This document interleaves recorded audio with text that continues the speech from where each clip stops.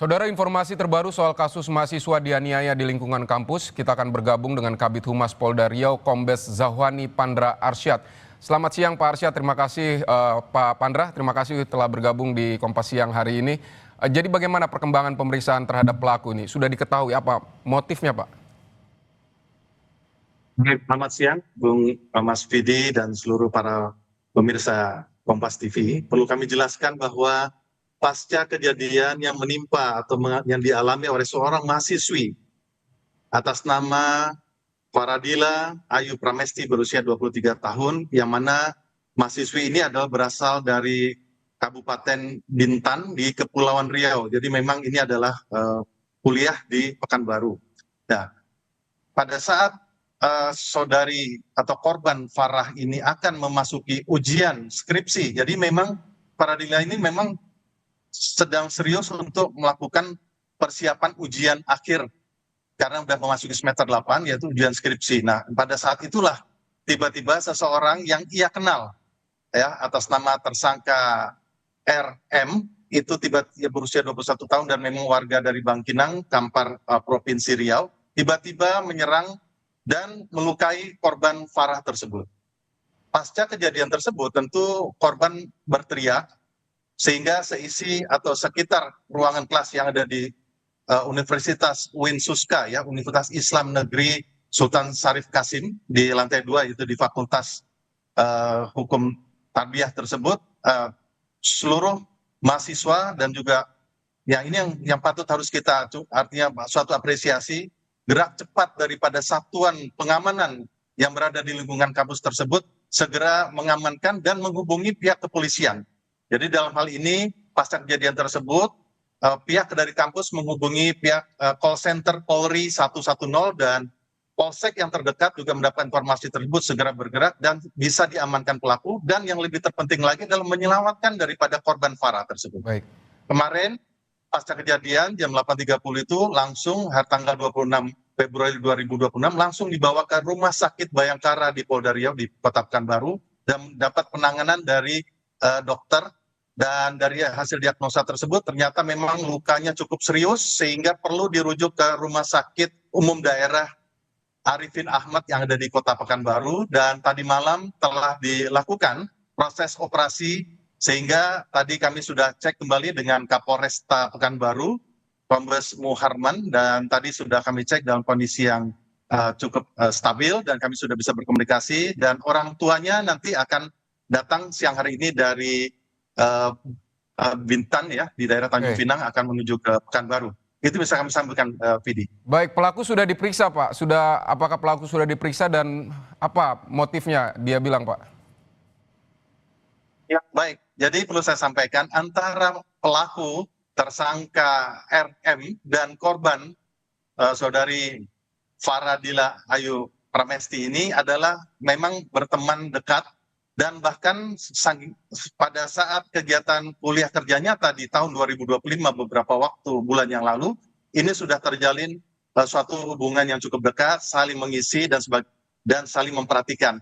Namun karena memang konsentrasi daripada mahasiswi saudari korban ini adalah saudari Farah ini sangat konsentrasi untuk persiapan ujian akhir atau skripsi ini, tersangka merasa kurang diperhatikan. Intinya seperti itu, sehingga ada rasa dendam, kemudian mempersiapkan peralatan yang sudah disebutkan oleh Kasat Reskrim atau Kanit Reskrim tadi.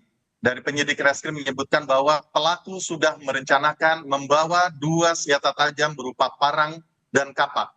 Dan pada saat kejadian di pagi hari tersebut, pelaku menyerang korban, saudari Farah itu dengan menggunakan parang yang mengakibatkan 3 luka, yaitu di bagian kepala, kemudian di daerah tengkuk, dan juga di lengan ataupun di pergelangan tangannya. Itu yang bisa kami sampaikan, dan motivasi daripada pelaku ya karena merasa kurang diperhatikan, dan walaupun hubungannya cukup dekat, karena memang konsentrasi ini untuk adalah ujian akhir, ya itulah membuat dia sakit hati. Intinya dendam dan sakit hati itu diawali karena memang sudah mulai kurang perhatian terhadap kedua mahasiswa dan mahasiswi ini. Begitu, Vidi. Baik Pak, pelaku ini menyerang korban, keinginannya itu untuk melukai atau menganiaya atau memang ingin menghilangkan nyawa atau seperti apa Pak? Ya, intinya ini yang sedang kita dalami, yang jelas sakit hatinya itu yang mengakibatkan ya kalau tidak segera terselamatkan atau tidak segera diamankan oleh masyarakat ataupun juga mahasiswi dan mahasiswa yang ada dan juga satuan pengamanan di sana mungkin bisa mengakibatkan hilangnya nyawa daripada korban Faradila Ayu Pramesti ini. Tapi karena korban berteriak keras ya pada pagi hari itu, juga ada beberapa mahasiswi dan mahasiswa yang lainnya sedang menunggu giliran untuk ujian, karena memang lokasi ini berada di lantai 2 di Universitas Islam Negeri Sultan Syarif Qasim II, itu berada di lantai 2 dan cukup banyak pada saat itu. Memang di pagi hari itu sedang menunggu dosen penguji, dan sesaat menjelang ujian tersebut memang masih berada di dalam sendiri, kemudian dihampiri oleh tersangka RM tersebut dan terjadilah peristiwa tersebut. Baik, Sehingga Pak. pasca kejadian tersebut membuat trauma yang cukup mendalam bagi korban. Ini Pak, yang kita lakukan, dan Bapak Kapolda Riau selalu memberikan atensi untuk memberikan pelayanan ataupun juga pelayanan yang maksimal terhadap korban. Ya, salah satunya menurunkan daripada tim dari Biro Bak Psikologi di Biro SDM untuk pendampingan PTSD, post trauma sosial disorder, adanya post trauma pada saat korban yang dilakukan, dan pelaku akan dijerat di pasal 469 Undang-Undang Nomor 1 2023 yang dimatur dalam KUHP dengan ancaman 12 tahun penjara. Begitu, Vidi. Baik, Pak, kalau ini sudah direncanakan, sudah membawa senjata tajam dari rumah, dari pemeriksaan barang bukti di sana dan pemeriksaan saksi-saksi, ketika pelaku datang apakah langsung menyerang atau mereka sempat berdebat dulu atau seperti apa, Pak?